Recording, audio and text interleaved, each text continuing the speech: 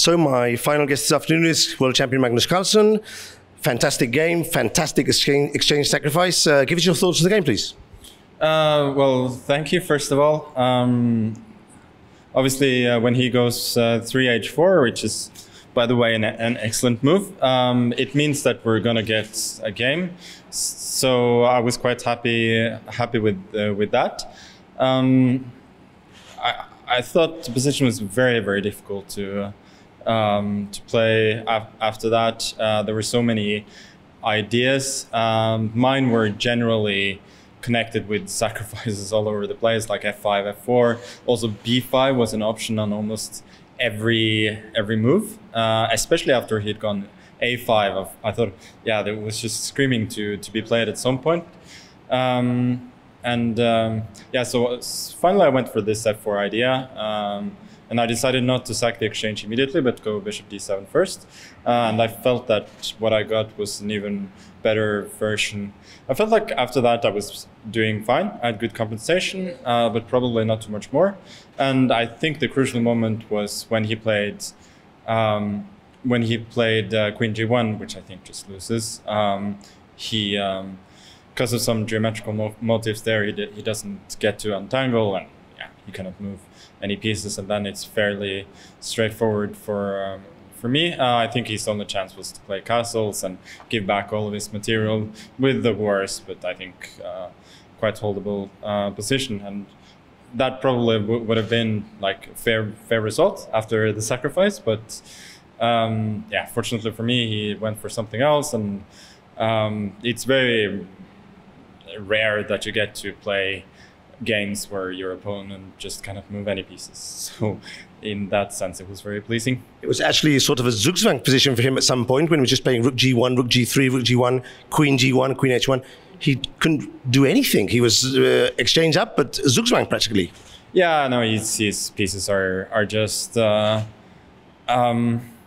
his pieces are just stuck. So he has nothing to do. And I was considering how to win it. Like when I went for e6, he had a very difficult choice because all of his options are bad. If he takes an e6, I get bishop e6 and I his pawn on c4, and I'm also opening up a path for my king to go all the way into his position, and I don't think there's too much he can do to stop that as a potential idea. As when he captures the way that he did, I get my bishop to f5. Obviously, you can't go cd5 because I go b5 and I just queen my pawn. But yeah, after I get my bishop to f5, then knight d7, knight c5 is a winning idea. Then the knight goes to b3 and then d4, and there's, yeah, he cannot move a muscle. So we tried rook g5, but then after I took knight e5, yeah, it was too late because I have queen c1 always in e. So Magnus, this match is going well for you, and I see you're very happy. But I have to ask you about yesterday's match. What went wrong against Duda in the tiebreak? Well, I think I made a poor opening choice in the circumstances. I was a little bit surprised by the Sicilian, and yeah, I decided to go for this line, which is fairly equal objectively, but there are chances for both sides, both me on the king side and him on the queen side. But I think I would have been well advised to try and play something a little more balanced, probably. Anyway, he kind of outplayed me later on. I made a terrible blunder with bishop e3, which just lost me to tempi there. I don't know what I was thinking, to be honest. Yeah, so later on, what disappointed me about the game is that once I realized that I was in trouble, I couldn't really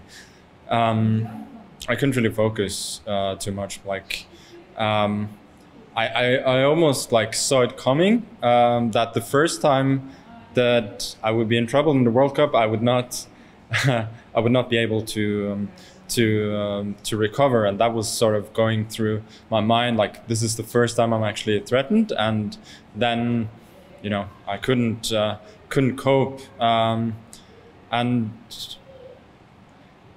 Yeah, maybe the most disappointing thing is that I couldn't save the draw in the end because, frankly, he played quite inaccurately, which is understandable. Like, he was very short on time and probably very nervous. But I had the chance.